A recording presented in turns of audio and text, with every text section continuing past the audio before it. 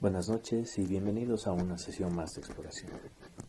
En esta ocasión quiero presentarles a Martini Vermouth Rosso.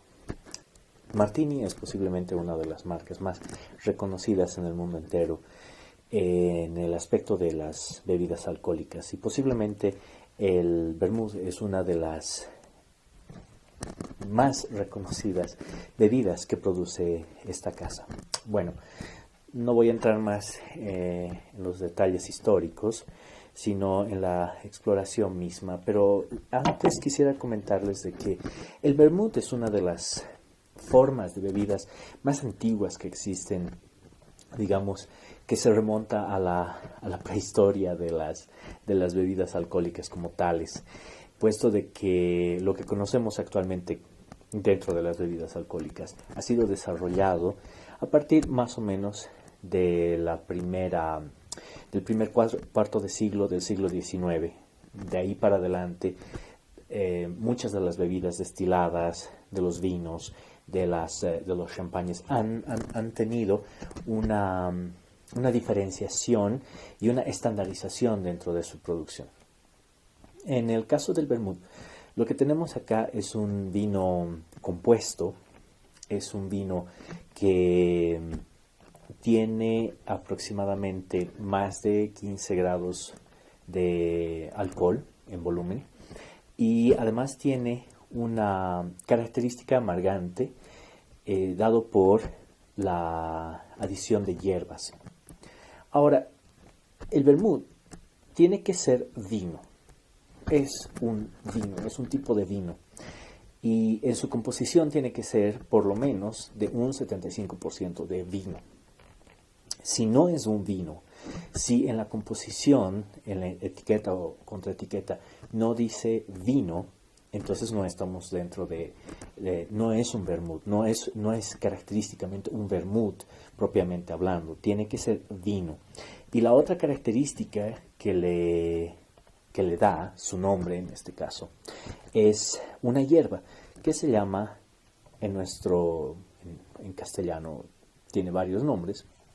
Uno de ellos es Artemisa, la otra es hierba santa, y uno que posiblemente hasta el momento, si no les ha llamado la atención esos dos nombres, hay uno que sí les va a generar mucho más ruido en la cabeza.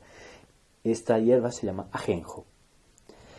Pues bien, Vermouth es justamente la palabra alemana para ajenjo, que viene, bueno, originalmente en alemán se escribe con W, pero se pronuncia Vermouth. Es quizás la característica que más tiene este tipo de bebidas, este tipo de vinos fortificados o compuestos.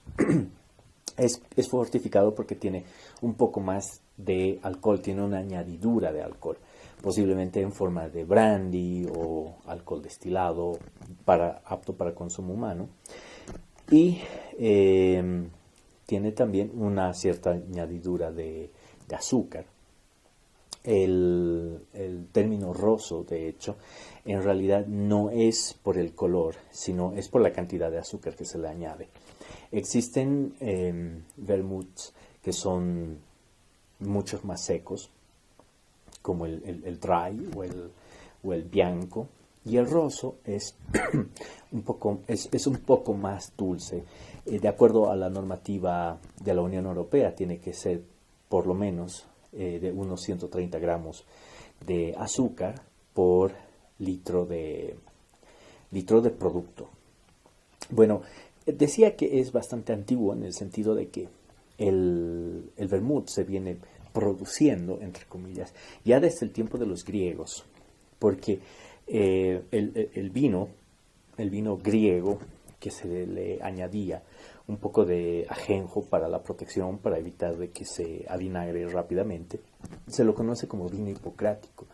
Entonces ya viene desde el tiempo de los griegos, desde Hipócrates en realidad, de que se le van añadiendo distintos tipos de botánicos al vino para poder protegerlo, algo así como el lúpulo con la cerveza.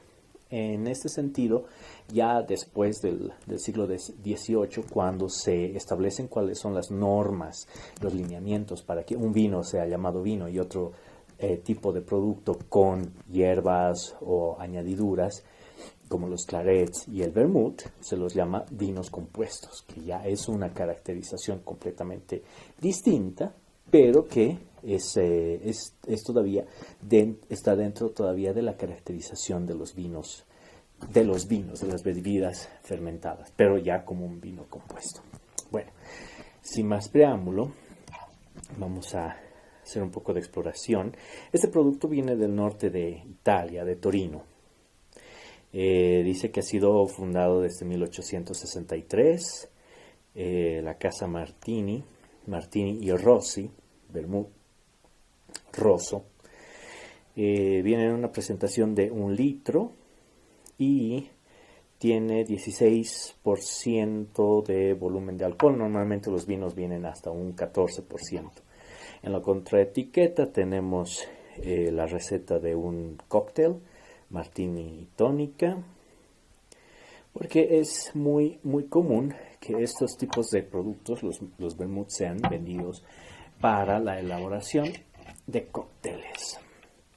Bueno, vamos a hacer la primera exploración. Y bueno, lo que tenemos acá es un producto opaco en color, sin embargo es brillante. No necesariamente los vermouths tienen que ser hechos de vino tinto. El vino tinto es mucho más opaco, por lo tanto para la coctelería no es algo bastante bien aceptado. Normalmente son vinos blancos de cepas originarias del norte de Italia en este caso, pero se le hace una añadidura de color con caramelo. Lo más seguro es de que este vermouth tiene caramelo. Los vermouths, como existe una gran variedad de productos, las recetas son celosamente guardadas. Entonces, nosotros no tenemos acceso a qué tipo de cepa se utiliza o qué tipo de productos se utilizan. Lo que sí sabemos es de que es vino. 1, y 2 es de que está hecho con ajenjo, una sustancia amargante en este caso, que es el ajenjo, y para balancearla se le añade un poco de azúcar. Bueno, vamos a hacer la primera prueba en nariz.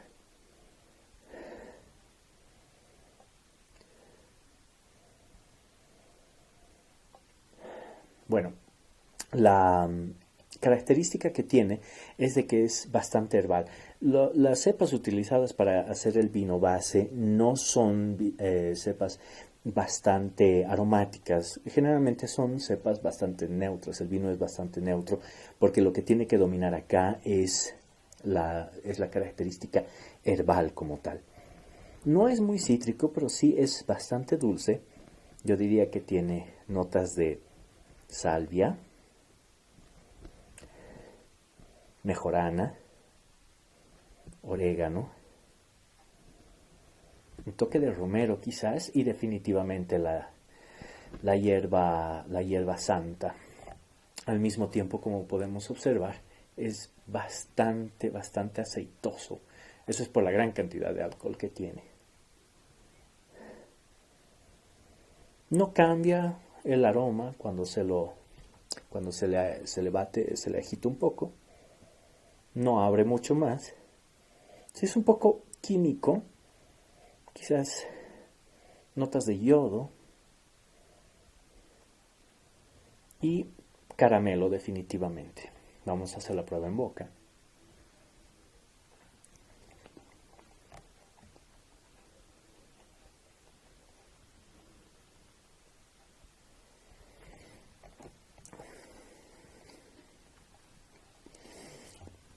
Tiene esos sabores y esos aromas que uno espera encontrar en una pizzería o en un restaurante de pastas. La salsa que se mezcla en la boca es dulce, puede ser bastante empalagoso, pero es al mismo tiempo bastante refrescante. Y los sabores herbales están muy presentes, como digo, el orégano, el romero, están ahí, están muy muy presentes, pero también las notas cítricas. Diría yo que tiene cáscara de naranja o cáscara de limón.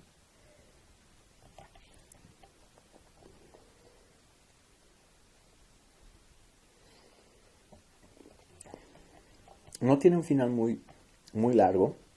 Sí, el orégano, la salvia y el ajenjo quedan en el borde de la lengua, en el borde posterior de la lengua. Y ahí se concentran, es un poquito aterciopelado. Como digo, el vino no es excesivamente complejo en este caso, sino se le deja el protagonismo a las hierbas. El ajenjo se lo puede notar porque es un saborcillo amaderado, pero al mismo tiempo anisado. Para los que no son los que no conocen mucho el sabor de esta hierba, es relativamente anisado, pero al mismo tiempo es amaderado y es amargo, es una sustancia amargante. Por eso es de que el balance con el azúcar lo hace muy equilibrado y lo hace bastante refrescante. Beberlo en cócteles es una tradición muy, muy última. Normalmente se utiliza como un aperitivo por su gran valor aromático, y además es un poco dulce para abrir el apetito antes de un antipasto, una entrada, etc. Sin embargo, es muy popular en el consumo de coctelería, pero así tal cual es un producto maravilloso, lleno de sabor. No es complejo, es refrescante. Con unos cubitos de hielo sería perfecto en un día cálido, una rodaja de limón para darle ese toque balanceado, para bajar un poco la intensidad del azúcar. Y así solo se disfruta tal cual. Muchas gracias por acompañarme. Cheers.